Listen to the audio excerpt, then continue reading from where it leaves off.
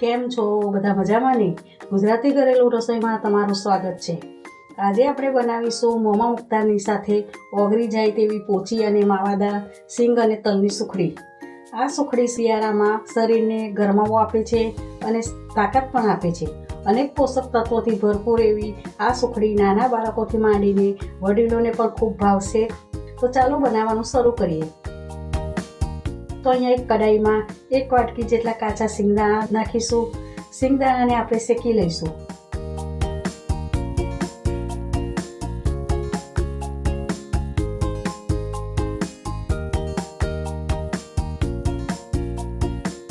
તો જુઓ, સિંગદાણા શેકાઈને ફોતરા ઉખડવા માંડ્યા છે,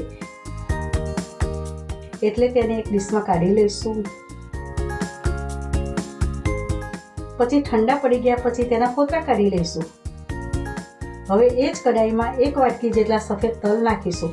તલને 1 મિનિટ માટે શેકવાના છે. તલ બહુ શેકાઈ જાય તો કડવા લાગે, તેથી તલને બહુ શેકવાના નથી. તેને તરત જ કાઢી લેવાના, જેથી કરીને કડવા ના લાગે.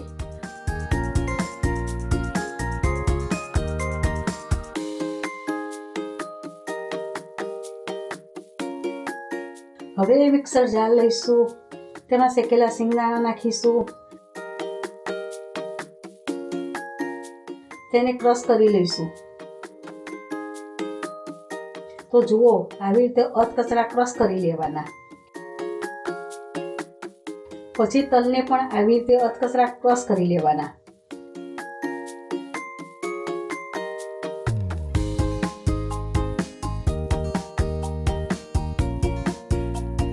હવે એક કડાઈમાં 1 મોટી ચમચી દેશી ઘી નાખીશું.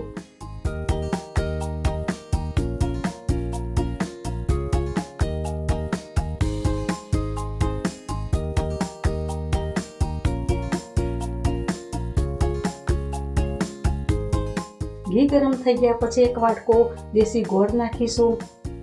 પછી તેને બરોબર હલાવીને મિક્સ કરી દઈશું. તમે ઘરમાં જેવું ગળ્યું ખાતા હોય તેવું ઘર પણ વધારી શકો છો. પછી તેને બરોબર હલાવતા દઈશું, જેથી કરીને નીચે ચોંટે નહીં. અહીં ગોળનો પાયો બહુ કડક કરવાનો નથી.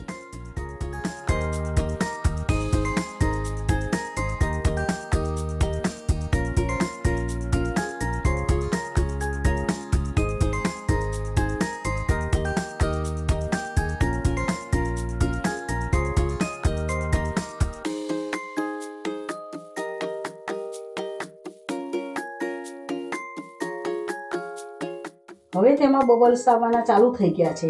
તો જુઓ, આવી રીતે બબલ્સ આવે એટલે એમાં ક્રશ કરેલા સિંગદાણાનો ભૂક્કો અને ક્રશ કરેલા તલનો ભૂક્કો નાખીને બરોબર હલાવી દઈશું.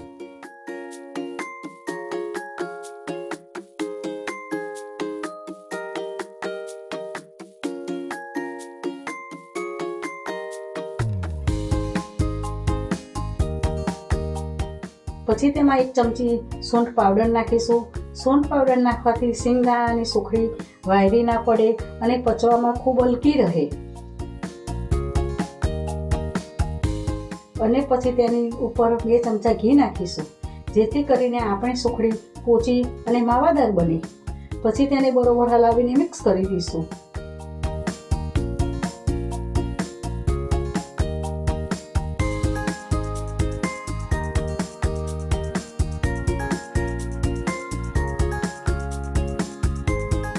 તો જુઓ, આપણી સિંગ તલની સુખડી બનીને રેડી થઈ ગઈ છે.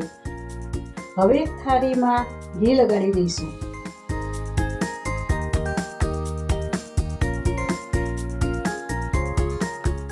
પછી એમાં સુખડીનું મિક્સર નાખી દઈશું. પછી તેને બરોબર દબાવીને સેટ કરી દઈશું.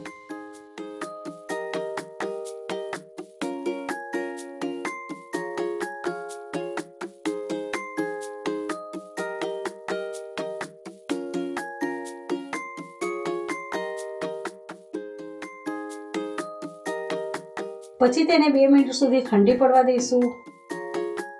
2 મિનિટ પછી ઠંડી પડી ગયા પછી તેના કાપા પાડી લઈશું.